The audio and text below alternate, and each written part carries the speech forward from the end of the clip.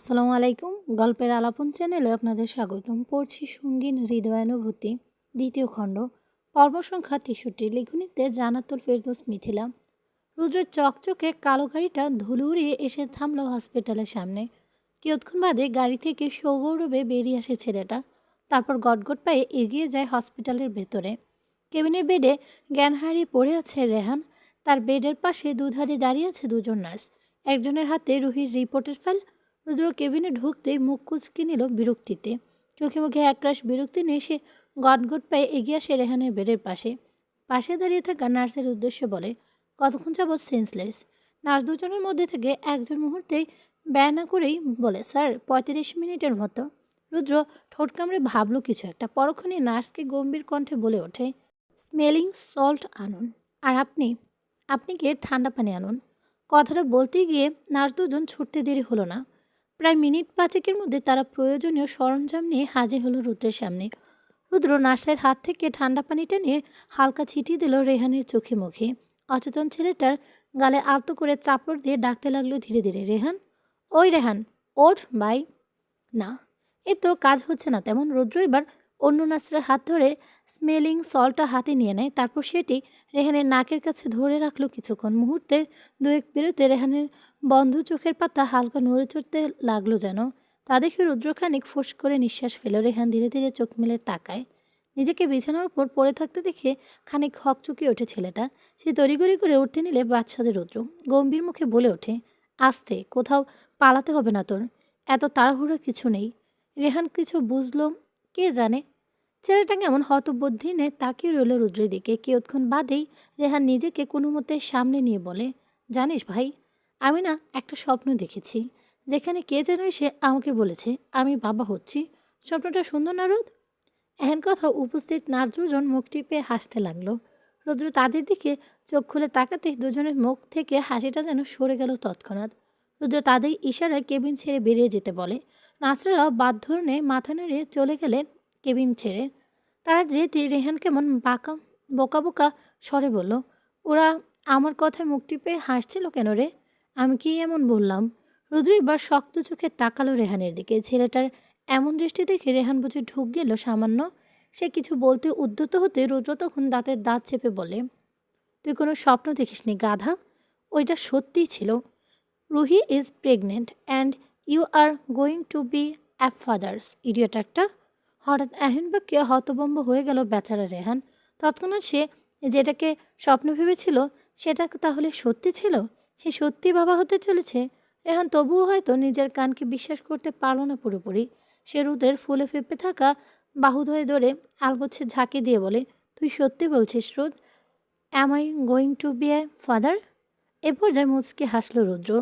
রেহানকে এক হাতে ছড়িয়ে দিয়ে হাসি মুখে বলল, ইয়েস বাডি, আমি মামা হচ্ছি। কথাটা শোনো মাত্রই খুশিতে আত্মহারা হয়ে পড়ল রেহান। অতিরিক্ত খুশিতে ছেলেটা চোখ ভরে উঠেছে অশ্রুতে। এদিকে তার চোখের কোটরে অশ্রুভর্তি, অন্যদিকে তার ঠোঁটের কোণে লেগে আছে প্রশান্তির হাসি। রুদ্র আশ্চর্য হয়ে দেখল রেহানকে। ছেলেটা কাঁদছে আবার হাসছে। বাবা হওয়ার সুখ কি সত্যি এতটা প্রশান্তিদায়ক? রুদ্র আলগোছে রেহানের ঘাড়ে হাত রাখল। ভরাট কণ্ঠে বলল, এভাবে চিৎকাদনি মেয়েদের মতো কাঁদছিস কেন রে বোকা? রেহান এবার বেজা চোখে হাসল খানিকটা। চোখ দুটো নামিয়ে রেখে হাত দুটো নিজের সামনে এনে ছেলেটা কেমন ধরে আসা কণ্ঠে বলতে লাগলো, ভাই, আমার অংশ আসতে যাচ্ছে পৃথিবীতে। আমার আর আমার শ্যামবতীর অংশ। আমি, আমার শ্যামবতী আর আমাদের ছোট্ট জাদুসোনা। আমি আমি এই আনন্দ কিভাবে প্রকাশ করব ভাই? আমার যে সত্যি নাচতে ইচ্ছে করছে। রোদ অনিমেষ চোখে তাকিয়ে রইল রেহানের দিকে। ছেলেটার চোখ মুখে সে কি প্রশান্তি ছাপ! আশ্চর্য! হঠাৎ করে রেহানের চেহারা তো জৌলুস দেখা যাচ্ছে কেন? বাবা হতে চলেছে বলে কি ছেলেটার রূপ বেড়ে যাচ্ছে? হয়তো বা। কবির সাহেব মাত্রই ফিরে এসেছেন এহসান বাড়িতে। সঙ্গে করে নিয়ে এসেছেন নিজের বোন, ভগ্নিপতি এবং ভাগ্নে ভাগ্নিকে। আমরিন বেগমকে পেয়ে বাড়িতে শুরু হয়েছে কান্নাকাটির আসর। প্রথম দিকে জুবাইদা বেগম এবং রাফিয়া বেগম নিজেদের করা সেদিনকার বাজে ব্যবহারে লজ্জা চোখে মেলাতে পারেনি আমরিন বেগমের সাথে। সে তো আমরিন বেগম নিজ থেকে সে বড় ভাবিদের বুকে ঝাঁপিয়ে পড়লেন। আর তারপর থেকে শুরু হয়ে গেল বাড়ির গৃহিণীদের কান্নাকাটি। মেহরিন বেগম এতক্ষণে দূরে দূরে ছিলেন। এমনিতে মানুষটা যা চিৎকাদনে কাউকে কাঁদতে দেখলে যেন চোখ থেকে আপনা আপনি অশ্রু গড়িয়ে পড়ে তার। তার উপর আজ এত বছর পর বড় বোনকে এমন চোখের সামনে দেখে কি আর নিজেকে আটকে রাখতে পারবেন তিনি? তাই তো তিনি ছলছল চোখে ড্রয়িং রুম পেরিয়ে রান্নাঘরের দিকে ঘুরপেকিয়ে মেরে ঘুরতে লাগলেন। লুকিয়েই পড়লেন। এদিকে কবির সাহেবরা বাড়িতে আসতে পেয়ে গেল সুসংবাদ। রুহির খবর শুনতে চার ভাই সে কি আনন্দ! তাসির সাহেব আর তায়েব সাহেব তো সে কখন বেরিয়ে পড়েছেন মিষ্টি আনতে। অত বড় একটা সুখবর কি আর মিষ্টি মুখ ছাড়া চলে? আমরিন বেগম স্নিগ্ধ চোখে নিজের বাবার ভিটার চোখ ভুলাচ্ছে। আজ ঠিক কত বছর পর আবারও তিনি আসলেন এই বাড়িতে। আমরিন বেগম চুপচাপ দাঁড়িয়ে ছিলেন সিঁড়ির কোণে। ঠিক তখনই তার কাঁধে কারো শীতল স্পর্শ পেতে পাশ ফিরে তাকালেন তিনি। দেখলেন মাইমুনা বেগম হাসি মুখে তার দিকেই তাকিয়ে আছে। আমরিন বেগম আলতো হাসলেন, আগ বাড়িয়ে বললেন, সবটা কেমন আগের মতোই আছে ভাবি? মাইমুনা বেগম মাথা ঝাঁকায়, খানিকটা ক্ষুদ্র নিঃশ্বাস ফেলে বললেন, এতদিন আগের মতো না থাকলেও এখন সবটা আগের মতো লাগছে পাখি। আমরিন বেগম ভেজা চোখে হাসলেন একটুখানি। অন্যদিকে বাড়িতে ইফতি আর ইকরা আসার পর থেকে ছেলে মেয়েগুলো সব একসাথে আড্ডায় বসেছে রুহির রুমে। ইকরা আর ইফতি অল্পতেই মিশে গিয়েছে সকলের সঙ্গে, আর মিশবেই না কেন?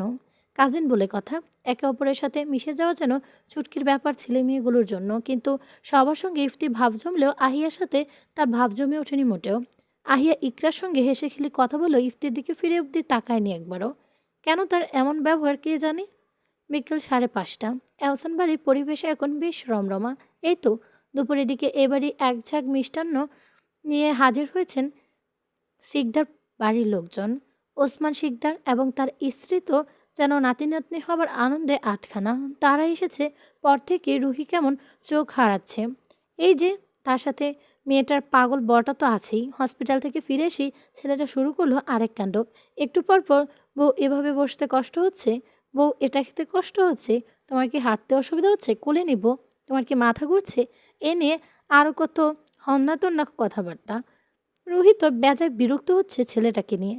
এখনই এই হাল তার, তাহলে বাকি দিন কি করবেন মহাশয় কে জানে।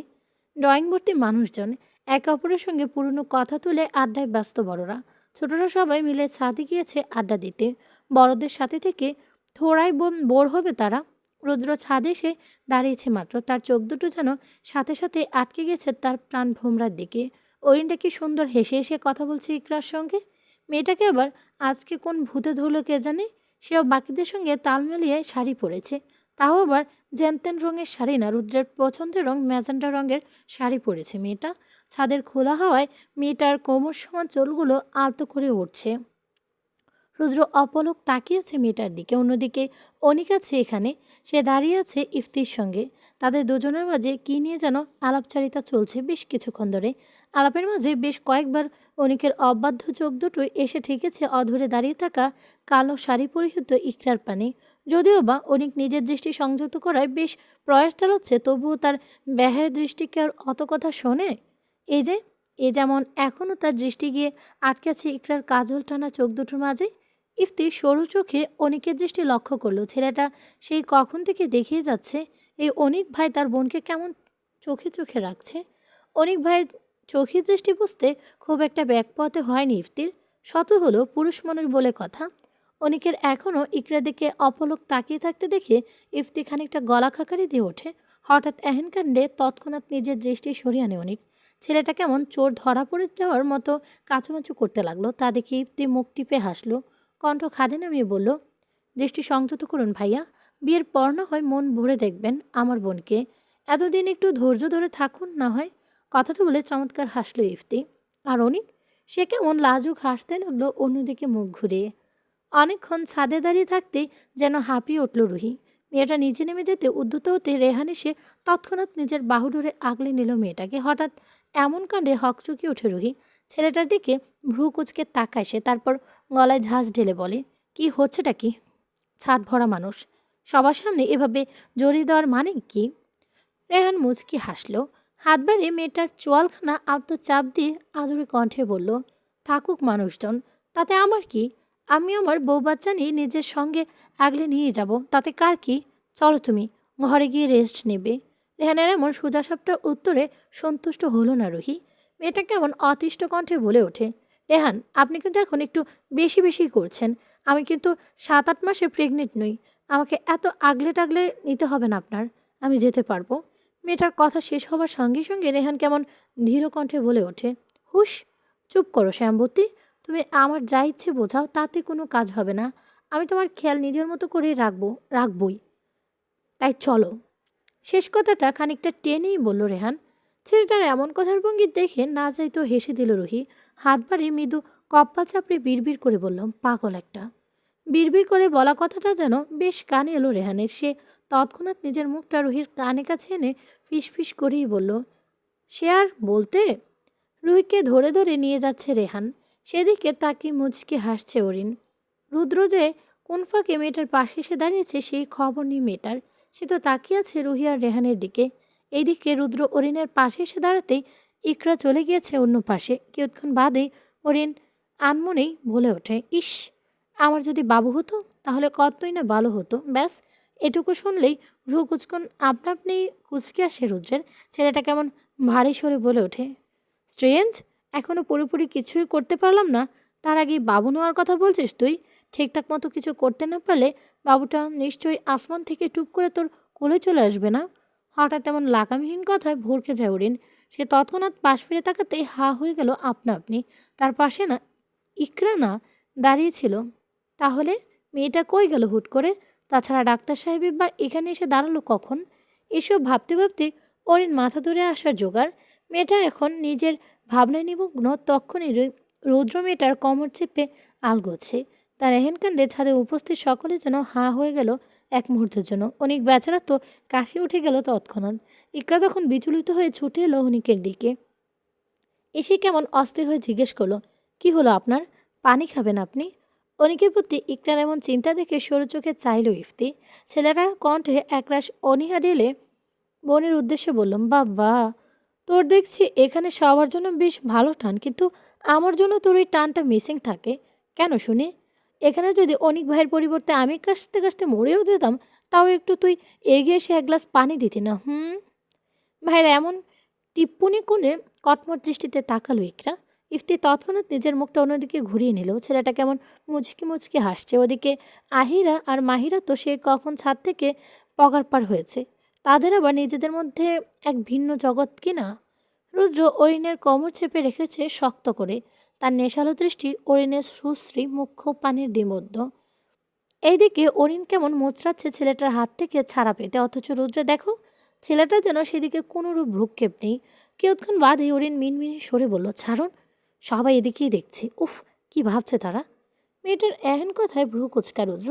সে তৎক্ষণাৎ মেয়েটার চোয়াল চেপে ধরে আলতো করে হিস হিসিয়ে বলে, অন্যকে নিয়ে ভাবতে হবে কেন তোর? তুই শুধু আমাতে কনসেন্ট কর, that will be better for you বৌজান। এ পর্যায়ে থমকালো হরিণ। দৃষ্টি হলো অনর। সে কিছুক্ষণ এক দৃষ্টিতে তাকিয়ে রইল রুদ্রের দিকে। রুদ্র তখন ঠোঁট কামড়ে ধরল নিজের। পরক্ষণে কেমন টেনে টেনে বলল, ঘরে চলো বৌজান, আম ফিলিং হননি। এহেন কথা কর্ণকহরে পৌঁছানো মাত্র মৃদুভাবে কেঁপে ওঠে হরিণ। মেয়েটা শির দ্বারা বেয়ে মুহূর্তেই নেমে গেল একটি শীতল স্রোত।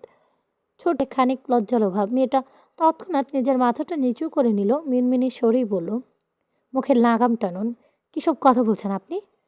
এসব আমি কোত্থেকে, এখন আমি কোথাও যেতে পারবো না। রুদ্র ঠোঁট কামড়ে হাসলো খানিকটা। পরক্ষণে আর কোনো কথা না বাড়িয়ে মেয়েটার হাতের কোনো চেপে তাকে নিয়ে হাঁটা দিল সামনের দিকে। ওরই নিজের হাতটা ছাড়বার বৃথা চেষ্টায় তৎপর। রুদ্র এমন পুরুষশালী শক্তির সাথে তার কি অত সহজে পেরে ওঠা সম্ভব? এই যে মিস্টার, ওদিকে কোথায় যাচ্ছেন? পেছন থেকে বেশে আসা পরিচিত কণ্ঠে সেদিকে ফিরে ইফতি। ছেলেটা মাত্রই ছাদ থেকে নেমে এসেছিল, দোতলার করিডোরে ঘুরে ঘুরে দেখছিল। আদৌ সেটা শুধুমাত্র ঘুরে দেখা নাকি কাউকে খোঁজা কে জানে। মাইরা স্মিথ হেসে এগিয়ে আসে। ইফতি থেকে খানিকটা দূরত্ব দাঁড়িয়েই বলে, কি বললেন? বললেন না যে কোথায় যাচ্ছিলেন? ইফতি প্রসঙ্গ ঘোরাতে তৎপর। ঠোঁটের কোণে ফিচেল হাসি টেনে ছেলেটা বলল, তেমন কিছু না, এমনিতে বাড়িটা ঘুরে ঘুরে দেখছিলাম। ও, শুধু কি বাড়ির ভেতরটাই দেখবেন নাকি বাড়ির বাইরের বাগানটাও দেখবেন? আমাদের বাড়ির বাগানটা কিন্তু খুব সুন্দর। আমার রোদ ভাইয়ের হাতে করা বাগান। চলুন আপনাকে সেদিকটাই নিয়ে যাই। অগত্যা এমন কথায় ইফতিয়ার জেঁচে পড়ে বলতে পারল না। ছেলেটা আলতো করে মাথা নাড়িয়ে হাঁটা ধরল মাহিরের পিছু পিছু, অথচ তার চোখ দুটো যেন হন্যে হয়ে কোনো এক অদৃশ্য নির্দিষ্ট ব্যক্তিকেই খুঁজতে ব্যস্ত। কিছুক্ষণের মধ্যে ইফতি এবং মাহিরা এসে উপস্থিত হয়েছে বাড়ির বাগানে। সেটায় আসতে তারা দেখতে পায় আহিরা ও ইকরা আগে থেকে বাগান ঘুরে ঘুরে দেখছে। আহির মনে সুখে ইকরার সঙ্গে এটা সেটা বলে যাচ্ছে।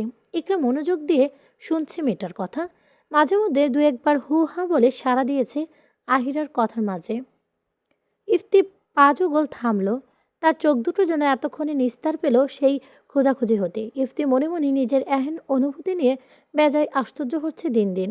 আহিরাকে চিনে সে খুব একটা বেশি দিন হয়নি, কিন্তু তারপরেও এই মেয়েটার প্রতি এক অন্যরকম টান অনুভব করে কেন যে। তাছাড়া মেয়েটার কথা যা তেজ, কথা না যেন কুড়ালের কোপ।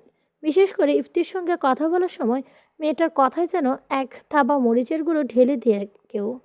ইফতি ভেবে পায় না মেয়েটা তার সাথে কেন এমন ব্যবহার করে। এই যে এখন ইকরার সঙ্গে হেসে হেসে কথা বলছে, অথচ ইফতিকে দেখলে মুখ ঝামটি দিয়ে বসবে মেয়েটা।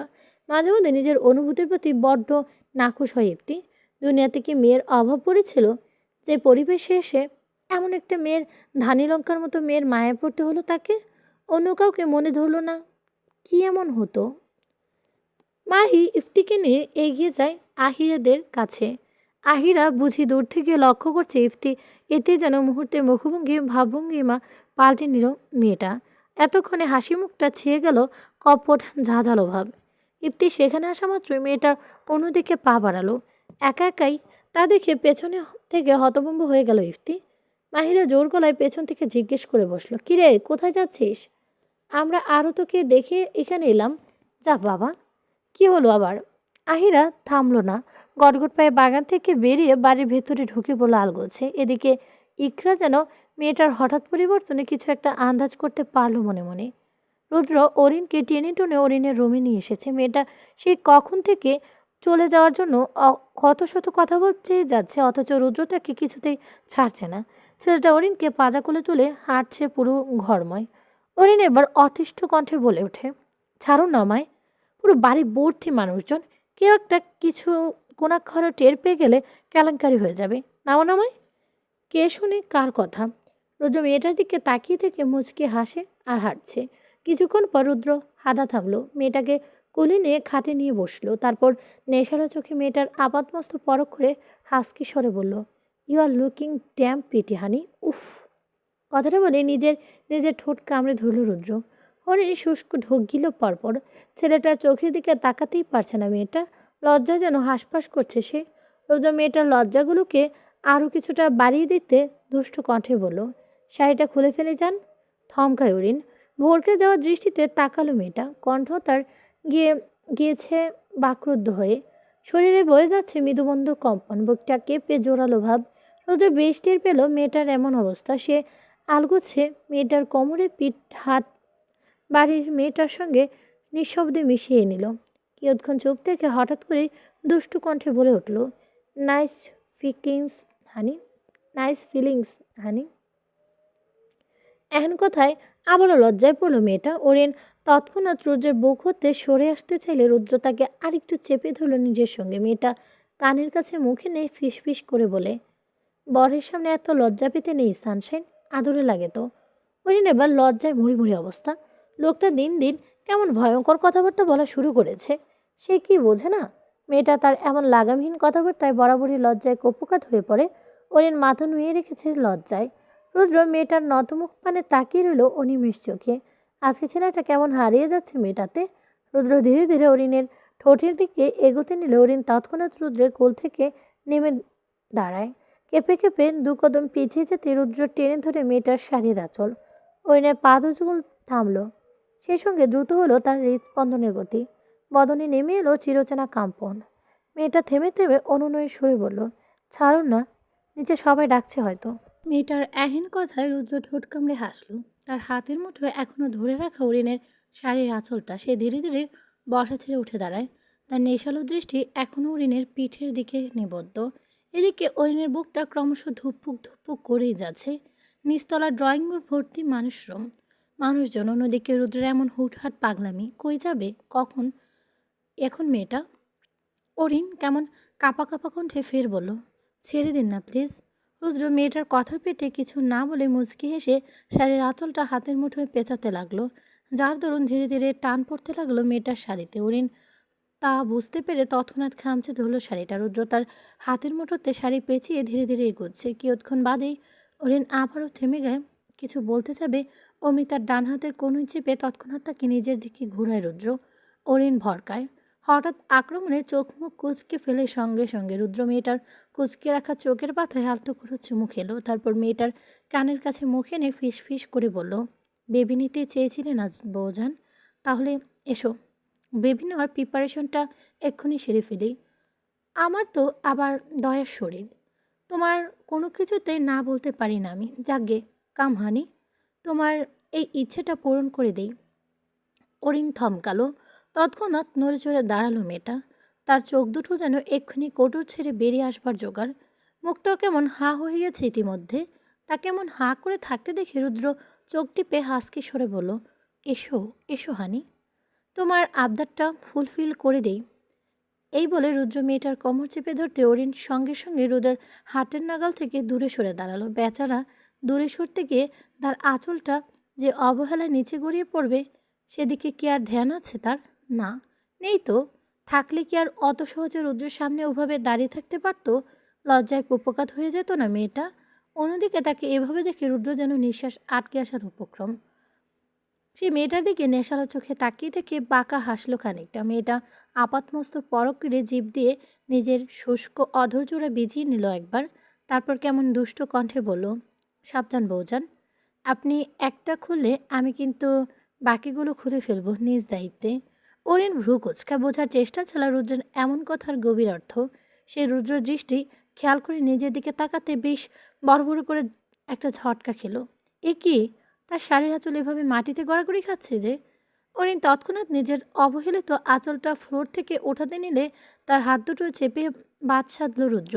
অরিন থামল। রুদ্রের হাত হতে নিজের হাত দুটো ছাড়ানোর বৃথা চেষ্টা চালাচ্ছে মেয়েটা। এদিকে রুদ্রের দৃষ্টি অন্য কিছু। ছেলেটা সেদিকে তাকিয়ে ক্ষণে ক্ষণে ঢোক গিলছে। থেমে থেমে বলে, থাক না এভাবেই। অরিন এবার লজ্জায় হাঁসফাঁস করতেছে যেন। মেয়েটা এলোমেলো দৃষ্টি মোটেও স্থির নয় এক জায়গায়। রুদ্র এবার মেয়েটার ঘাড়ের পেছনে আলতো করে হাত বাড়িয়ে অরিনের মুখটা নিজের একেবারে কাছে নিয়ে এলো। অরিনের গালের উপর নিজের গাল ঠেকিয়ে বলল, আম লুজিং মাই কন্ট্রোল হানি, একটু আদর করি তোকে। অরিন কাঁপছে। বাকশক্তি যেন ফুরিয়ে গেছে তার। গলায় নেমেছে চিরচেনা শুষ্কতা। মেয়েটা বার কয়েক শুষ্ক ঢোক গিললে কোনো মতে বলে, বাড়িতে অনেক মানুষ ডাক্তার সাহেব, কেউ কিছু টের পেলে? মেয়েটার কথা শেষ হবার আগে রুদ্র ততক্ষণে আলতো করে চেপে ধরে অরিনের গলা। তারপর হাসকি সরে বলল, who the hell cares about that honey? এটা তোর আমাকে টার্ন অন করার আগে ভাবা উচিত ছিল। তখনই যেহেতু ভাবিসনি তাহলে আমি কেন ভাবতে যাব এখন? সো কথা না বাড়িয়ে কাছে আয়। বলি রুদ্র ছেড়ে দিল অরিনের গলা। তারপর মেয়েটাকে একবারই ফ্লোরেই শুয়ে দিল সে। পরক্ষণে নিজে অরিনের পাশে শুয়ে এক হাতে উঁচিয়ে সেথায় মাথা ঠেকালো মেয়েটার দিকে তাকিয়ে এক দৃষ্টিতে। অরিন নিজের মুখটা অন্যদিকে ঘোরায়। রুদ্র তখন আলতো হেসে অরিনের থুতনিটা ধরে তাকে আবারও নিজের দিকে ঘোরায়। তারপর শান্ত কণ্ঠে বলে, এমন করছিস কেন জান বাচ্চা? আমাকে ভালো লাগছে না তোর? অরিন তৎক্ষণাৎ নড়ে চড়ে ওঠে খানিকটা। নিজের সাফাই দেওয়ার সুরে বলে ওঠে, এই না না, আপনি ভুল ভাবছেন। আমি আসলে... তার কথার মাঝে রুদ্র আলগোছে দখল করে নিল মেয়েটার নরম অধৈর্যগোল। তার দুহাত সঙ্গে সঙ্গে নেমে গেল মেয়েটার কোমরের কাছে। সে তাই আলতো করে চাপ দিতে মেয়েটার উষ্ঠপটে গম্ভীর চুমনে লিপ্ত হলো রুদ্র। প্রথম দিকে আলতো স্পর্শ এঁকে দিলেও পরবর্তীতে তা হয়ে ওঠে তীব্র। রুদ্রের ডেসপারেটলি মেয়েটার উষ্ঠপট টেনে নিচ্ছে নিজের মাঝে। অরিন হয়তো নিজেকে আর সামলাতে না পারে ছেলেটাকে সরিয়ে দিতে চাইছে, অথচ রুদ্র সে তো ছাড়ার নামগন্ধই নিচ্ছে না। সে ধীরে ধীরে অরিনের ঠোঁটের উপর আলতো করে দাঁত বসায়। তারপর সেথায় আবারও নিজের জীবের স্পর্শে মাতিয়ে তুলল বেপরোয়া ছেলেটা। অরিনের হাত দুটো ধীরে ধীরে উঠে এলো রুদ্রের ঘাড়ে এবং পিঠে। অরিন চুলে রুদ্রের চুলগুলো খানিক চেপে ধরতে তক্ষুনি দরজার পাশ থেকে কড়া নাড়বার শব্দ ভেসে আসে। হঠাৎ এহেন শব্দে থামলো দুজন। উষ্ঠবোট ছেড়ে দিয়ে একে অপরের দিকে তাকিয়ে রইল কিয়ৎক্ষণ।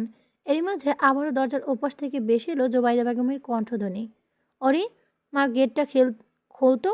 অরিন ভয়ে ভয়ে শুকনো ঢোক গিল পরপর। রুদ্র দিকে চাহিল ভীত চোখে, অথচ রুদ্র চোখে মুখে নেই কোনো ভয় কিংবা সংশয়। সেথায় লেপ্টে আছে একরাশ দুষ্টুমির ছাপ। রুদ্র তৎক্ষণাৎ কথা না বাড়িয়ে মেয়েটার কণ্ঠদেশে মুখ গুজে দিল। অরিন কেঁপে ওঠে খানিকটা। রুদ্রের ঘাড়ে আঙুল দাবিয়ে বলে ওঠে, বৌমা, বড়মা ডাকছে, কি করব এখন? রুদ্র মেয়েটার কণ্ঠদেশে মুখ গুজে নাক ঘষতে লাগলো। দুষ্ট কণ্ঠে বলল, রেসপন্স করো হানি, কথা বলো, তারা উল্টোপাল্টা ভেবে বসবে তো। অরিন অবাক হয়ে এমন কথা, সে রেসপন্স করবে মানে? পরক্ষণই মেয়েটা মনে পড়ে এটা তো তারই রুম। এমন সময় দরজার ওপাশ থেকে আবারও ডেকে ওঠে জোবাইদা বেগম, কিরে মা, দরজার তো খুল না শোনা। অরিন ভয়ে ভয়ে গলা উঁচিয়ে জবাব দিল, জি বড় মা, কিছু বলবে? ঠিক তখনই রুদ্র মেয়েটার পিঠ খামচে ধরে হঠাৎ আক্রমণে খানিকটা চেঁচিয়ে ওঠে অরিন। পরক্ষণে নিজের করা বোকামিতে মুখের উপর হাত দিয়ে চেপে ধরে মেয়েটা। অন্যদিকে দরজার কাছে দাঁড়িয়ে থাকা জোবাইদা বেগম ও রাফিয়া বেগম ভরকে গেলেন মেয়েটার এমন চেঁচাতে দেখে। তারা কেমন বিচলিত হয়ে দরজার গায়ে কড়া নাড়াতে নাড়াতে বলে ওঠেন, কী রে, তুই এভাবে চেঁচাচ্ছিস কেন? এই গেট গেট খুল তুই। অরিন পড়ল এবার মহা বিপদে। মেয়েটা রুদ্রকে নিজের ওপর থেকে সরানোর চেষ্টা চালাচ্ছে অনবরত, অথচ ফলাফল শূন্য। রুদ্র এবার মেয়েটার কণ্ঠদেশে দাঁত বসিয়ে দিল মৃদুভাবে। অরিন তৎক্ষণাৎ নিজের মুখের ওপর হাত দিয়ে চেপে ধরে। ওদিকে তার মা জেঠিমা দরজার যে দাঁড়িয়ে বারে বারে ডেকে যাচ্ছে তাকে অরিন নিজেকে কিছুটা সময় নিয়ে সামলে বলে, ইয়ে মানে বড় মা, আসলে আমি ড্রেস চেঞ্জ করছি, এখন খুলতেই পারবো না। জুবাইদা বেগম কী বুঝলেন কে জানে। পাশ থেকে রাফিয়া বেগম তখন হুট করেই চেঁচিয়ে বলে ওঠে, তাহলে তুই এভাবে চেঁচাচ্ছিলি কেন? অরিনের মুখ হলো জবাব দিতে, অথচ জবাবের আর দিতে পারল না মেয়েটা। তার আগে তার ঠোঁট দুটো ফের দখল করে নিল রুদ্র। অরিন রুদ্রের বুকে দুহাত দিয়ে ঠেলছে, অথচ ছেলেটা এক বিন্দুও নড়ছে না। স্বাভাবিক অরিনের মতো একটা চুনোপুটি কি আর রুদ্রের মতো অমন দামড়া পুরুষকে সাথে পেরে ওঠে? কিয়ৎক্ষণ বাদই দরজা ফের শব্দ করে কড়া নাড়ালেন রাফিয়া বেগম। দাঁত কিরমির করে তিনি বলতে লাগলেন, এই মেয়ে, কখন থেকে দাঁড়িয়েছি আমরা, গায়ে লাগে না তোর? কথার উত্তর দিছিস না কেন? রোদ তখন ছেড়ে দিল মেয়েটার ঠোঁট। সেই সঙ্গে সঙ্গে স্বর দিয়ে মেয়েটার উপর থেকে সরল।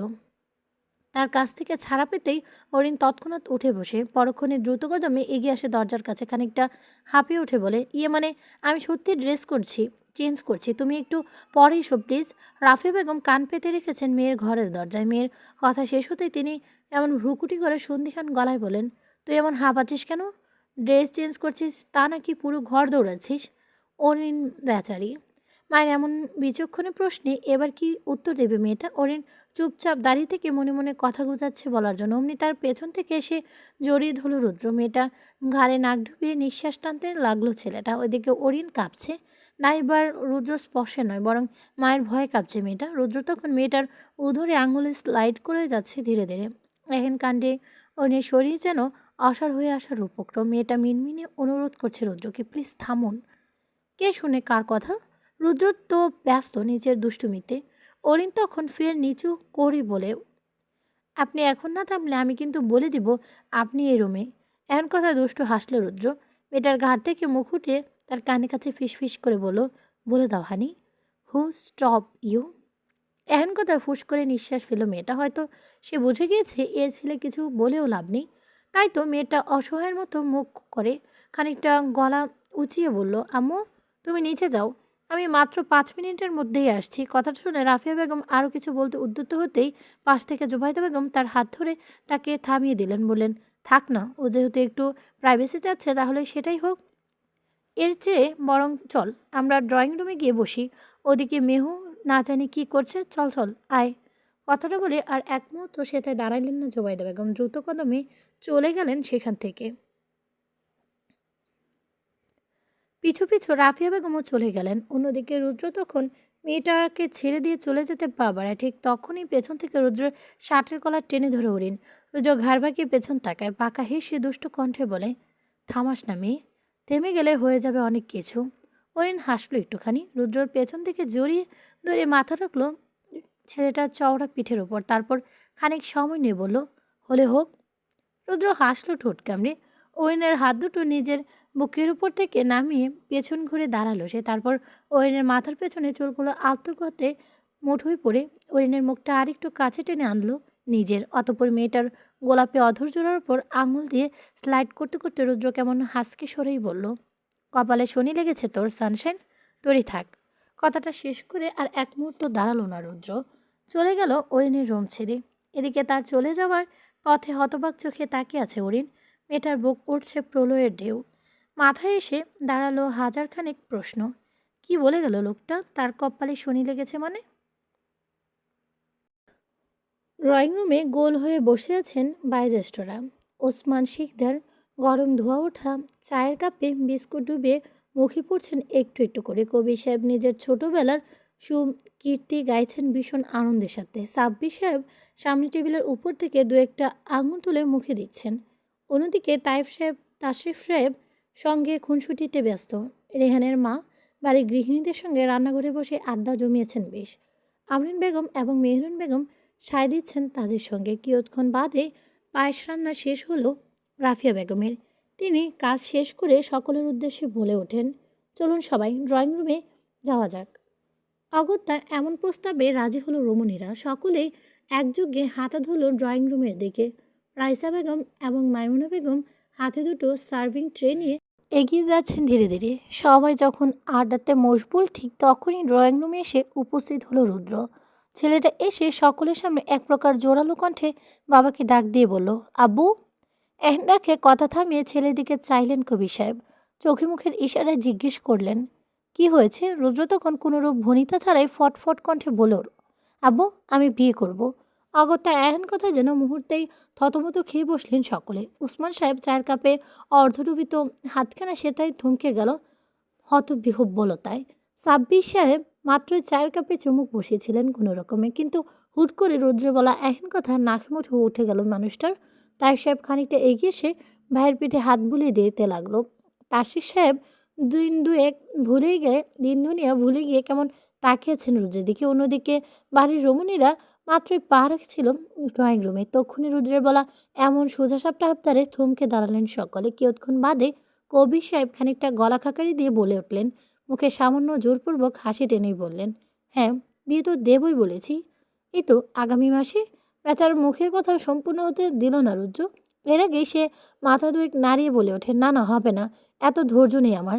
আমি কালই উরিনকে বিয়ে করব, তোমরা ব্যবস্থা করো। এ পর্যায়ে খানিকটা বিরক্ত হলেন কবি সাহেব। তিনি চোখে মুখে একরাশ বিরক্তি ভাব নিয়ে কাট কণ্ঠে বলেন, মাথা ঠিক আছে তোমার? একদিনের মধ্যে এত এত ব্যবস্থা কিভাবে হবে? তাছাড়া বিয়ে তো আর মুখের কথা নয়।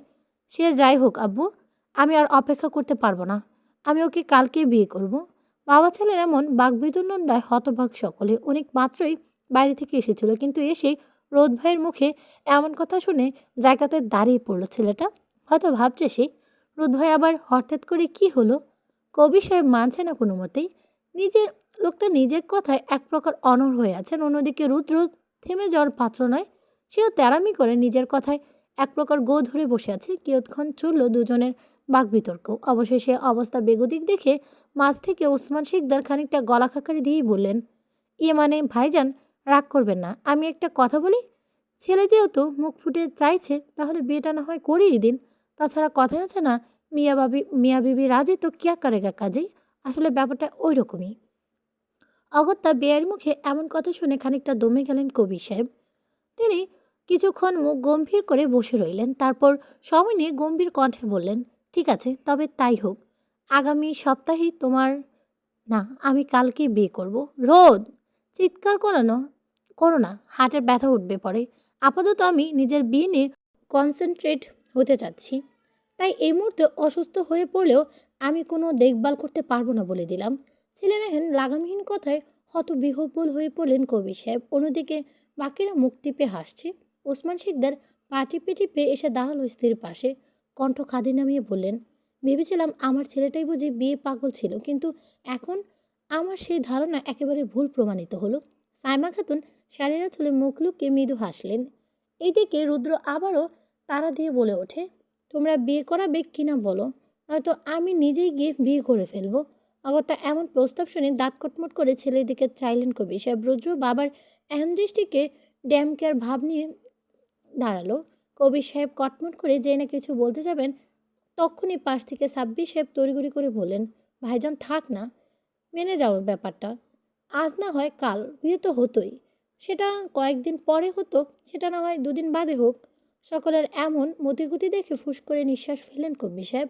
মাথা দুদিকে নাড়িয়ে অবশেষে তিনি ছেলের কথায় রাজি হয়েই বলেন, ঠিক আছে, তোমার কথাই রইল। আগামী পরশু তোমার বিয়ে হবে। কিন্তু আমি তো পরশু বলিনি আব্বু, আমি কালকে বিয়ে করব বলেছি। এই পর্যায়ে দাঁতের দাঁত চেপে বলতে লাগলেন কবি সাহেব, বিয়ের আগে একটু একটু হলুদ ছোঁয়াবো না তোমার বেয়াদব ছেলে? সব কি তোমার মুখের কথাতেই হবে নাকি? আরেকটা কথা বাড়ালে একেবারে আগামী বছর বিয়ে করাবো বলে দিলাম, যত সব নির্লজ্জ ছেলে পেলে। এটা পর্ব 64। ঘরভর্তি মানুষজন মুখ টিপে হাসছেন অমন কথায়। রুদ্র মুখ কুচকে অন্যদিকে তাকায়। ছেলেটার মুখমণ্ডল স্পষ্ট অসন্তুষ্টের ছাপ। কই সে ভেবেছিল কালকে বিয়ে হবে বেচারা, আর তারপরে পিচ্ছি বউটাকে নির্ভয়ে নিজের কাছে টানবে, কিন্তু না। তার এত শত আগাম চিন্তা ভাবনাগুলো উপর যেন এক বালতি জল ঢেলে দিল কবির সাহেব। অন্যদিকে আমিন বেগম হতভম্ব চোখে তাকিয়েছেন বড় ভাইয়ের দিকে। কিছুক্ষণ বাদেই হতভম্ব মানুষটা মিনমিনি সরে ভাইকে এসে জিজ্ঞেস করলেন, ভাইজান, টোটন কি আগে থেকে ওর কি পছন্দ করে? এখন কথায় ঘাড় বাঁকিয়ে চাইলেন কবি সাহেব। ফুস করে নিঃশ্বাস ফেলে গম্ভীর মুখে বললেন, শুধু পছন্দ বলো, এক প্রকার পাগলামি শুরু করেছে দুজন একে অপরের জন্য।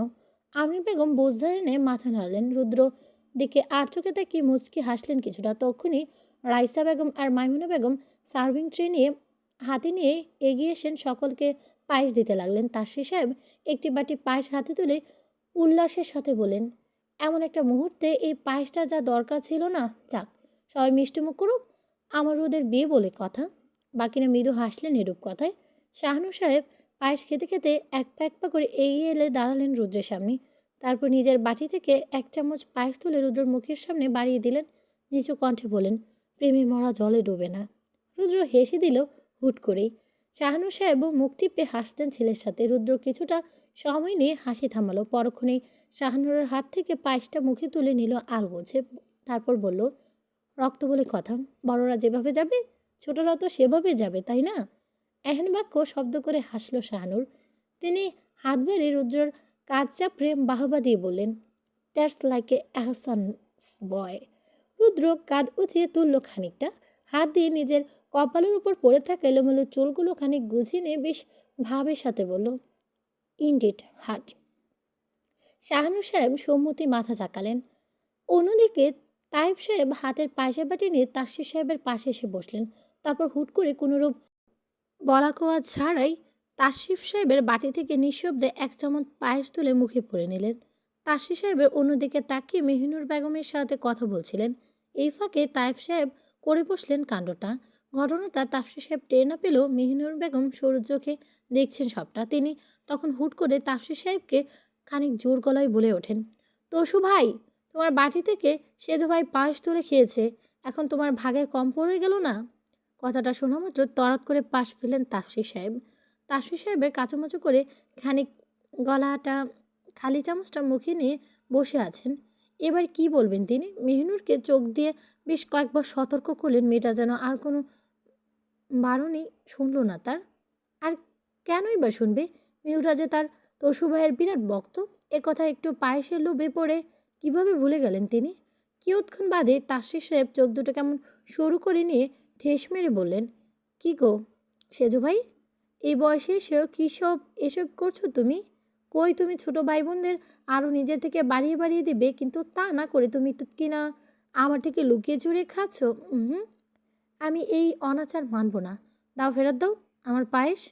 এই পর্যায়ে তাইব সাহেব খানিক ঢোক গিলেন। মুখ থেকে খালি চামচটা বের করে নিয়ে তাফসির সাহেবে এগিয়ে কেমন অপরাধী সুরেই বললেন, ওইটা তো পেটে চালান করে গেছে তসু। তাসির সাহেব ভ্রুকুচকে আর চোখে তাকায় তাইব সাহেবের বাটিতে। তাও দেখে তাইব সাহেব তড়িঘড়ি করে নিজের বাটিটা সরিয়ে নিলেন অন্য পাশে। গম্ভীর মুখে বলেন, এই তুই ওই দিকে তাকা, আমার বাটিতে নজর দিবি না, খবরদার। এবার যেন তেতে উঠলেন তাসির সাহেব। তিনি নিজের হাতের বাটিটা মেহুনের হাতে দিয়ে তাহেব সাহেবের দিকে এগিয়ে আসতে আসতে বলেন, আমারটা খাওয়ার সময় মনে ছিল না তোমার? ওই তোমারটা খেয়ে ফেলবো আমি, তাহলেই শোধবোধ। দাও, এদিকে দাও। এদের দুজনের এহেনকানি দেখে উপস্থিত সকলেই হাসছেন এক মনে। কবি সাহেব শান্ত চোখে তাকিয়ে আছেন নিজের ভাই বোনেদের দিকে। এভাবে তো পুরো পরিবারকে আগলে রাখার কথা ছিল সে। তার মৃত্যু পথযাত্রী মাকে কথা দিয়েছিল। কবির সাহেবের চোখ দুটো আপনা আপনি ভিজে উঠল খানিকটা। অদূরে দাঁড়িয়ে আর চোখে পরক হলো রুদ্র। সে তৎক্ষণাৎ কেমন দীর্ঘ নিঃশ্বাস ফেলে কিছুটা গলা উঁচিয়ে আহত সুরে বলতে লাগলো, আহ, কই ভাবলাম কালকে বিয়ে করতে পারবো, কিন্তু না। 4 আঙ্গুলের কপাল আমার, অত সুখ কি আর সয়? ধুর। ছেলের মুখে এমন কথা শুনে মুহূর্তে ইমোশনাল ভাবটা কেটে গেল। রণমূর্তি ভাব এসে ছেয়ে গেল কবির সাহেবের মুখ জুড়ে। তিনি তড়িৎ শক্ত চোখে তাকালেন ছেলের দিকে। বাকিরাও এখন চুপ করে গেলেন রুদ্রের এমন বাক্যে। মুহূর্তে ব্যয়ে কবির সাহেব কেমন কর্কশ গলায় বলে ওঠেন, মুখে লাগাম টানো নির্লজ্জ ছেলে। এটুকু বয়সে এতটা বিয়ে পাগল ছেলে পেয়ে হয়তো এই জীবনে আমি প্রথমবার দেখলাম। বাবার কথা শেষ হওয়ার পর মুহূর্তে রুদ্র কেমন অবুঝের মতো বলতে লাগলো, এটুকু বয়স কই আব্বু? গুনে গুনে 30 শেষ হতে চললো আমার। বিয়ের বয়স তো সেই কবেই গিয়েছে। তুমি তো ওই দিন সদয় ছিলে না আমার ওপর, নইলে এতদিনে হালি হালি লেদা লেদা বাপ হয়ে যেতাম আমি। হুম। এমন কথায় কিং করতো বিমূঢ় হয়ে বসে রইলেন কবি সাহেব। তার কথার পিঠে ছেলে যা যে এমন লাগামহীন কথা বলে বসবে তা যেন কোনাক্ষরেই ভাবেননি তিনি। এদিকে রুদ্রর কথায় শোনা মাত্রই নাক মুঠে উঠে যাচ্ছে তাই অবস্থা সাব্বির সাহেবের। তায়েব সাহেব একেবারে এগিয়ে এলেন ভাইয়ের কাছে, আলতো করে হাত দিয়ে মালিশ করতে লাগলেন ভাইয়ের পিঠ। মানুষটা ঠোঁটের কোণে স্পষ্ট মুচকি হাসি রেশ। ওদিকে তাসফির সাহেব হতভম্ব চোখে রুদ্রের দিকে তাকিয়েছেন। মানুষটা হাত থেকে খালি চামচটা অবহেলায় গড়িয়ে পড়ল ফ্লোরে।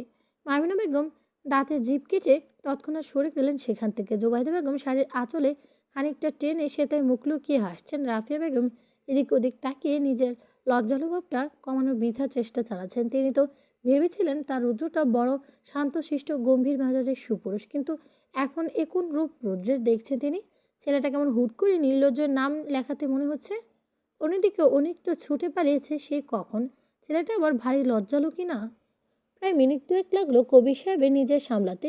তিনি নিজেকে সামলে দাঁতের দাঁত চেপে ছেলের দিকে তাকিয়ে বলে ওঠেন, বেয়াদব হচ্ছ দিন দিন। এত বিয়ে করছো কেন তুমি? দুনিয়াতে কি এই প্রথম তুমি বিয়ে করবে নাকি? হ্যাঁ, যত সব নির্লজ্জ কথাবার্তা। তোমাদের বয়সে থাকতে আমরা তো বিয়ের কথা শুনলে লজ্জা পেতাম, আর তুমি কি না? কবির সাহেবের কথায় পুরোপুরি শেষ হতে দিল না রুদ্র। সে তৎক্ষণাৎ পেছনে ফিরে চলে যেতে যেতে বলতে লাগলো, আগের দিন বাগে খেয়েছে আব্বু, সে কথা এখন তুলে লাভ নেই। তাছাড়া আমি পুরুষ মানুষের আবার কিসের লজ্জা? ভারী আশ্চর্যজনক কথাবার্তা। ছেলের চলে যাওয়া সিঁড়ি বেয়ে আর ওদিকে পেছনে পড়ে রইল কয়েক জোড়া হতবাক চোখ। কেউ কেউ মুখ টিপে হাসছে, আবার কেউ কেউ মুখ লুকিয়ে। অন্যদিকে ওসমান শেখদার ভীষণ এনজয় করছেন ব্যাপারটা। লোকটা আবার ভীষণ মিশুক স্বভাবের। এই যে কিছু সুন্দর করে আহসান পরিবারের সঙ্গে মিশে গিয়েছেন তিনি। রাতে 8:30। ড্রয়িং রুমে গোল হয়ে বসে আছেন বাড়ির সকলে। প্রত্যেকের হাতে খাতা কলম। কবির সাহেব এবং সাব্বির সাহেব মিলে কনভেনশন সেন্টার বুকিং, রান্নাবান্না, বাজার সদাই ইত্যাদি ফর্স বানাচ্ছেন। তাদের মাঝে এটা সেটা ধারণা দিয়ে সাহায্য করছেন ওসমান শিকদার। তাসির সাহেব, তায়েব সাহেব এবং শাহানুর মিলে আত্মীয় স্বজনের লিস্ট করছেন। খুঁজে খুঁজে নাম লিখছেন সবাই। বিশেষ খেয়াল রাখছেন কেউ যেন বাদ না পড়ে যায়। অন্যদিকে বাড়ির গৃহিণীরা দোতলার ড্রয়িং রুমে বসে মার্কেট নিয়ে পুরোদস্তুর ফর্দা কষছেন। প্রত্যেকেই লিখে যাচ্ছেন কে কোনটা নেবে, কোনটা বাদ রাখবে। রুহি, মাহি, এমনকি পুতুল এবং অরিন কেউ আছে তাদের সঙ্গে। অরিন যখন জানতে পারলো কাল বাদে পরশু তার বিয়ে, মেয়েটা যেন কয়েক দফা হোঁচট খেলো কথাটা শুনে। একে একে দুই মিলে বুঝে নিল রুদ্রের বলা তখনকার কথাটার মানে। বাড়ির ছোট সদস্যরা তো বেজায় খুশি বাড়িতে বিয়ে হবে বলে। মাহি তো নিজ থেকে লম্বা এক লিস্ট অ্যাড করে দিয়েছে ইতিমধ্যে। রুহি নিজের দুর্বল শরীরটাকে কোনো মতে টেনে নিয়ে বসেছে এখানে। যদিও বা রেহান তাকে পুরোদমে আরাম করতে বলে গিয়েছে, কিন্তু তবু রুহি নিজ থেকেই উঠে এসেছে। কতই বা শুয়ে বসে থাকা যায় শুনি? সেও তো একটা মানুষ, তাই না? রাফিয়া বেগম লিস্টে কিছু একটা ঢুকছেন। এরই মধ্যে তিনি আর চোখে তাকালেন মেয়ের দিকে। ওরিন মাথা নুয়ে বসে আছে জ্বরসড় হয়ে। মেয়ের নির্মল মুখখানায় ছেয়ে গেছে রক্তিম আভা। রাফিয়া বেগম দৃষ্টি নরম হয়ে এলো। তিনি লেখালেখি স্থগিত রেখে মেয়ের পাশে এসে বসলেন। ওরিন একবার চোখ তুলে চাইল মায়ের দিকে। পরক্ষণেই নিজের দৃষ্টি সরিয়ে আনতে নিলে রাফিয়া বেগম আলগোছে মেয়ের মুখই টেনে নিলেন। এদিকে জোবাইদা বেগম সহ বাকিরা চুপচাপ তাকিয়ে রইলেন এই মা মেয়ের দিকে। রাফিয়া বেগম নাক টানলেন কিছুটা। মানুষটার চোখ দুটো কেমন হঠাৎ করেই ভরে এসেছে যেন। তিনি আলতো করে মেয়ের মাথায় হাত বুলিয়ে দিতে লাগলেন। ধরে আসা কণ্ঠে কোনো মতে বললেন, আমায় ভুল বুঝিস না মা। আমি হয়তো রাগের মাথায় সেদিন খুব উল্টাপাল্টা কথা বলেছিলাম তোকে। আমি বাকিটা আর বলতে পারলেন না। তিনি হয়তো গলা ধরে আসছে তার। অন্য এবার মায়ের বুক থেকে ধীরে ধীরে মাথা ওঠায়। মায়ের নির্মল মুখখানার দিকে তাকিয়ে আলতো হেসে বলে, কোনো উল্টাপাল্টা কথা বলনি তুমি, বরং আমার চোখে তুমি একজন আদর্শ মা। তাই এখন আর কেঁদো না তো।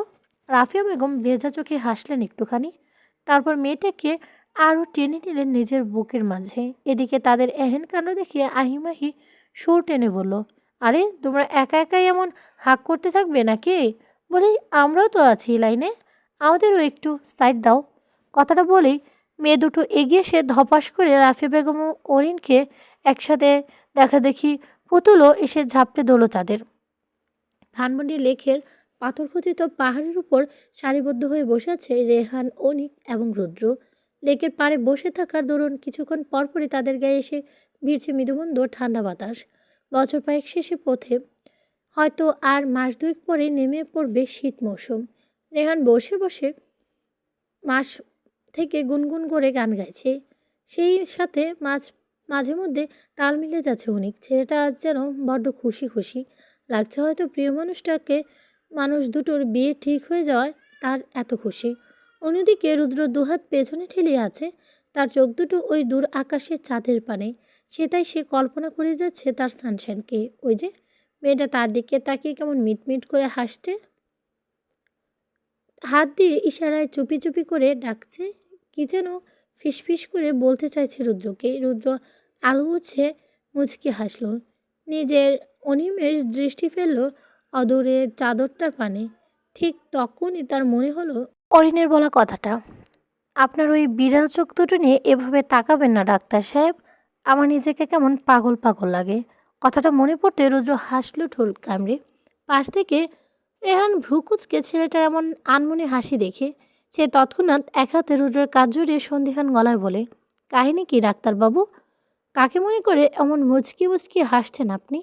রুদ্র স্মিত হেসে রেহানের দিকে তাকায়। রেহানের কাঁধে মাথা রেখে ক্ষুদ্র নিঃশ্বাস ফেলে ছেলেটা পরক্ষণে নিজের বুকের বাঁ পাশে হাত রেখে কেমন শান্ত কণ্ঠে বলে, এইখানটা জুড়ে যার বসতি তাকে, আমার সানশাইনকে। অনেক মুগ্ধ হাসলো রুদ্রের অবস্থা দেখে, মাথাটা নিচু রেখে ছেলেটা কি যেন ভাবছে আনমনেই। রেহান রুদ্রের কাঁধ আগলে ধরে নিলেই রুদ্র তৎক্ষণাৎ সরে গেল দুহাত দূরে। রেহান ভরকে যায় এমন কাণ্ডে, সে জিজ্ঞাসু দৃষ্টিতে রুদ্রের দিকে তাকায়। খানিকক্ষণ বাদে রুদ্র নিচ থেকে বলে ওঠে, ডোন্ট টাচ বাডি, আমার ছোঁয়ার অধিকার শুধু আমার সানশাইনকে। এমন কথায় অনেক হো হো করে হেসে ওঠে। অন্যদিকে রেহানের চোখ দুটো ছোট ছোট করে তাকায় রুদ্রের দিকে, তারপর কপট ভাব নিয়ে বলে, আশ্চর্য, তোকে ছুতে বই গেছে আমার, যা ছুলাম না তোকে, তাতে কি? রুদ্র হাসলো ঠোঁট পিষে, চোখ দুটো তার তাক করলো সেই আকাশের পানে, তারপর নিচ থেকে দাঁড়িয়ে পড়লো ছেলেটা। রেহান অনেক ঘাড়ে উঁচিয়ে তাকালো তার দিকে। রুদ্র চাঁদের দিকে তাকিয়ে থাকতে থাকতে লোহার লেকের সিঁড়ি বেয়ে নিচে নামতে লাগলো। পেছন থেকে রেহান অনেক বেশ কয়েকবার ডেকেছে তাকে, অথচ ছেলেটার দেখো, তার কান অবধি যেন কোনো ডাকই পৌঁছাচ্ছে না। সে সিঁড়ি বেয়ে নামতে নামতেই লেকে হাঁটু অবধি পানিতে নেমে পড়ে, তার পরনে প্যান্টটাও ইতিমধ্যে ভিজে থেকে একাকার। রুদ্র দুদিকে মেলে ধরে রুদ্র এবার চাদরের মতো দাঁড়িয়ে থেকে দুহাত শটান করে দুদিকে মেলে ধরে। ওদিকে পেছন থেকে অনেক এতক্ষণে ভিডিও কল করে বসেছে তার বোনকে। প্রায় মিনিট খানেক পর অরিন কলটা রিসিভ করতে অনেক ঠোঁটের উপরে হাত ঠেকিয়ে মেয়েটাকে চুপ থাকতে বলে। অরিনও ভ্রুকুচকে ভাইয়ের কথা মতো চুপ করে রইল। মুহূর্তে অনেক ফোনের ব্যাক ক্যামেরা অন করে। ঠিক তখনই অরিন স্পষ্ট দেখতে পায় রুদ্র লেকে নেমে দুহাত ছড়িয়ে দাঁড়িয়েছে। এখন অবস্থা দেখে অরিন হক চুকিয়ে ওঠে, বিচলিত হয়ে যেই না কিছু বলতে যাবে অমনি অনেক ফিসফিসিয়ে বলে, চুপ থাক বনু, কথা বলিস না। অগত্যা এমন কথা চুপ করে গেল অরিন, কিন্তু তার মনের ভেতর অস্থিরতা যেন বাড়ছে বই কমছে না। ওইদিকে রুদ্র দুহাত ছড়িয়ে চমৎকার হাসছে। কিয়ৎক্ষণ পার হতেই সে কেমন গলা উঁচিয়ে বলতে লাগলো, আমার হৃদয় সবটা জুড়ে বসবাস করা শ্রেষ্ঠ সুন্দরী নারী, ভালোবাসি তোকে। আমাকে নিজের সঙ্গীন হৃদয়ানুভূতিতে উন্মাদ করা দেওয়া নারী, ভালোবাসি তোকে। আমাকে আর আমার হয়ে থাকতে না দেওয়ার অভিমানিনী নারী, ভালোবাসি তোকে। শোনে রাখ সবাই, আমি ভালোবাসি আমার সানশাইনকে, আমার বউজান মিসেস ইফতেখার এহসান রুদ্রকে। সানশাইন, তুই শুনছিস? ভীষণ ভালোবাসি তোকে মেয়ে, ভীষণ ভালোবাসি। অরিন ভেজা চোখে তাকিয়ে আছে রোদ্রের দিকে। লেকের আশেপাশে হাঁটতে থাকা শত শত মানুষ ইতিমধ্যে ভিড় জমিয়েছে এই পাগল প্রেমিকের কথাগুলো শুনতে। কেউ কেউ তো পকেট থেকে ফোন বের করে ভিডিও করা শুরু করে দিয়েছে, অথচ এত এত মানুষের কীর্তিকলাপে বিন্দুমাত্র প্রক্ষেপ নেই রুদ্রের। সে ভেবে আছে নিজের অন্য জগতের। প্রায় মিনিট পাঁচেক পর রেহান সিঁড়ি বেয়ে নিচে নামলো। কিছুটা পানিতে না নেমে রুদ্রকে ডেকে ওঠে, ভাই এবার উঠে আয়। রুদ্র হাসি মুখে দু দু হাত নিচে নামিয়ে নিল, তারপর ধীরস্থরে পানি থেকে উঠে এলো। সিঁড়ি বেয়ে ভেজা শরীরে দৌড়ে উঠতে লাগলো ছেলেটা। পেছন থেকে রেহান হাঁক ছেড়ে বলে, আরে এভাবে দৌড়াচ্ছিস কেন? ওই সম্বন্ধে দাঁড়া। রুদ্র থামলো না, দ্রুতগতমে হাঁটতেই লাগলো সে। অনেক পাশ কাটিয়ে চলে যেতে লাগলে অনেক জিজ্ঞেস করে বসে, কই যাও ভাইয়া?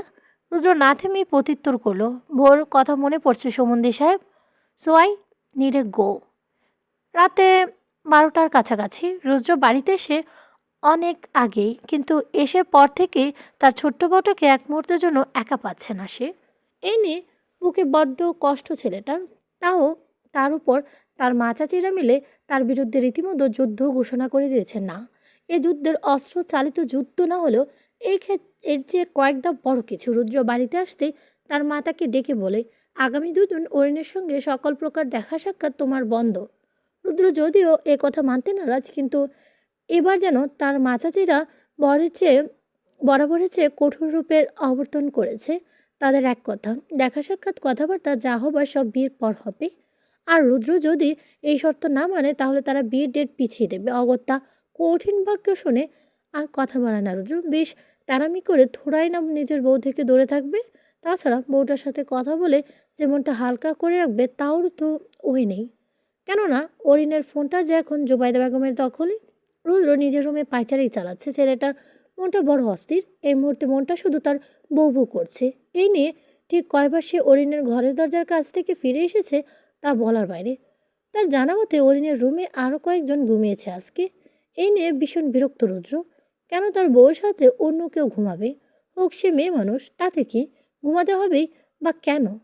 প্রায় আধ ঘন্টার মতো পায়চারি চালিয়ে রুদ্র অবচেতন মন এবার একটা সোজাসাপটা সিদ্ধান্তে এসে থামলো। সেটা হচ্ছে এখন যেভাবে হোক তার সানশাইনকে একেবারে হলেও তার দেখতে হবে, না হলে আজ আর ঘুম আসবে না তার। তাই যেই ভাবনা সেই কাজ। রুদ্র পা টিপে টিপে আবার এসে দাঁড়ালো অরিনের দরজার সামনে। ছেলেটা আশেপাশে সতর্ক দৃষ্টি বলে দরজার নবে হাত রাখলো। তারপরে ধীরে ধীরে নবটা খানিকটা ঘোরাতে দরজা খুলে গেল নিঃশব্দে। রুদ্র এবার বিজয়ী হাসলো। পুরো ঘর জুড়ে ড্রিম লাইটের নিভাল আলো ছিটিয়ে ছিটিয়ে আছে।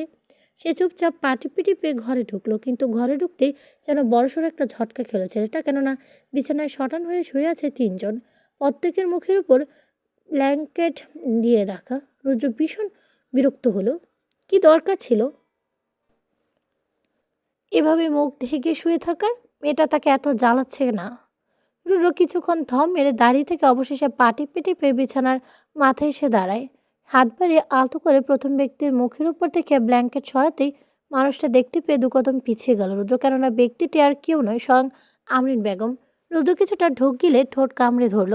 তখনই বিছানার মাঝে শুয়ে থাকা অরিন খানিকটা নড়ে চড়ে ওপাশ থেকে ওপাশ হইল, যার দরুন তার মুখের উপর থেকে চাদরটা সরে গেল। রুদ্র তাকে দেখে স্বস্তি নিঃশ্বাস ফেলে গিয়েছে মেয়েটার পায়ের কাছে। কিছুক্ষণ আলতো করে মেয়েটার নুপুর পড়া পায়ের উপর হাত বুলিয়ে অরিনের ঘুম হালকা হয়ে এলো। মেয়েটা চোখ কুচকে নিজের পায়ের দিকে তাকায়। অমনি পায়ের কাছে রুদ্রকে দেখতে পেয়ে হকচকিয়ে উঠতে নিলে রুদ্র তাকে ইশারায় চুপ থাকতে বলে। অরিনও বাধ্যই নিয়ে চুপ করে রইল।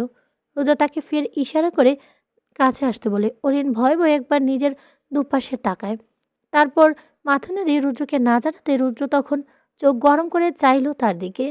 হাত উঠিয়ে মেয়েটাকে থাপ্পড় দেখিয়ে ইশারা খাট থেকে নামতে বলে। অরিন এবার বলল মহা বিপদে।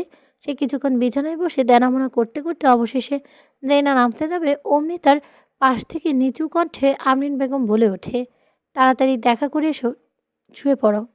কথাটা বলে তিনি ওপাশ ফিরে শুলেন। আর অরিন, সে তো হতভম্ব হয়ে তাকিয়ে রইল শুধু। অন্যদিকে রুদ্র মুখ টিপে হাসছে, বুকের কাছে দুহাত বেঁধে মেয়েটার দিকে তাকিয়ে আছে এক দৃষ্টিতে। অরিন লজ্জালু ভঙ্গিতে ধীরে ধীরে খাট থেকে নেমে আসে। রুদ্র তখন মেয়েটার হাত ধরে এগিয়ে যায় ছাদের দিকে।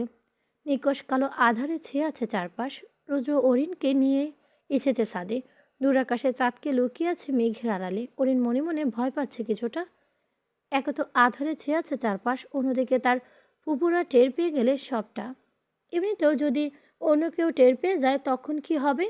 অরিনের এহেন ভাবনার মাঝে রুদ্র মেয়েটার কোমর আঁকড়ে নিজের কাছে টেনে আনলো। অরিন ফোলা ফোলা গালের উপর হাত রেখে আদরে কণ্ঠে বলল, ভয় লাগছে সানশাইন? অরিন মুখ তুলে চাইল, রুদ্রের মুখের দিকে তাকাতে সকল চিন্তা যেন ফুরুত করে চলে গেল মেয়েটার।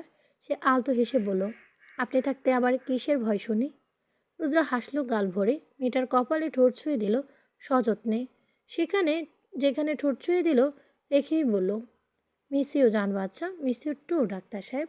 সকাল সকাল ভীষণ ব্যস্ত বাড়ির সকলে। সারা বাড়ি জুড়ে চলছে হলুদের সাজ সরঞ্জাম। বাড়ির বাইরে বাগানের পাশে বড় খোলা জায়গায় চলছে স্টেজের কাজ, সেই সাথে সাজানো হচ্ছে পুরো অ্যালসান বিলা। বাড়ির গৃহিণীরা সেই যে রেডি হতে যায়, কাম কামরায় ঢুকেছে আর তো বেরোনোরই নাম নিচ্ছে না। রাতে হলুদে ছোটোখাটো একটা অনুষ্ঠান হবে, এ নিয়ে সে কি ব্যস্ততা সকলের! তখন অবধি মার্কেটে যেতে পারল না কেউ। তাই তো এখন সবাই রেডি হচ্ছে মার্কেটে যাওয়ার উদ্দেশ্যে। শিল্পাটার খসখস শব্দে পুরো ঘর জোরে, সেই সাথে গড়ে বাজছে মৃদু শব্দের গান। রুদ্র ফ্লোরে বসে শিল্পাটার হলুদে বাটা দেখছে। ছেলেটার পরনে ধূসর রঙা পুরো শার্টটা হলুদের ছিটেফোঁটায় আবৃত। জীবনে প্রথমবারের মতো শিল্পাটায় হলুদ বাড়ছে কিনা, এমন তো হবেই। রুদ্রের হাত দুটো কেমন হলদেটে হয়ে এসেছে, তার পুরো কপাল জুড়ে ঘামের উপস্থিতি। রুদ্র কাজের ফাঁকে ফাঁকে এক হাতে উল্টো পিঠে কপাল মুছে নিচ্ছে বারংবার। ফলাফলস্বরূপ ছেলেটার কপালে লেপটে গিয়েছে কিছুটা হলুদ। প্রায় ঘন্টাখানেক সময় নিয়ে রুদ্র এক প্রকার যুদ্ধ চালাচ্ছে টুকুনো হলুদ বাড়তে, তবুও ছেলেটার চোখে মুখে নেই কোনো বিরক্তি, বরঞ্চ সেথায় থেকে দেখা মিলছে এক অদ্ভুত প্রাপ্তির। মাত্র গোসল সেরে বেরিয়েছে আমরিন বেগম, পরেছে এক কলা পাতার রঙের সুতি শাড়ি। কোমর সমান ভেজা চুলগুলো থেকে চুইয়ে পড়ছে পানি, যার দরুন কোমরের কাজটা ভিজে নেমে একাকার অবস্থা মেয়েটার। অরিন ড্রেসিং টেবিলের সামনে এসে দাঁড়ায়, তোয়ালে নিয়ে ভেজা চুলগুলো কোনো মতে মুছতে থাকে সে। ঠিক তখনই বন্ধ দরজার ওপাশ থেকে আহি চেঁচিয়ে ওঠে জোর গলায়, অরিপু, কাকে ডাকছে? তাড়াতাড়ি এসো, এক্ষুনি বেরোবে সবাই। আসছি, খানিক গলা উঁচিয়ে বলে ওঠে অরিন। কথাটা বলেই সে আবারও মনোযোগ টানলো আয়নার দিকে।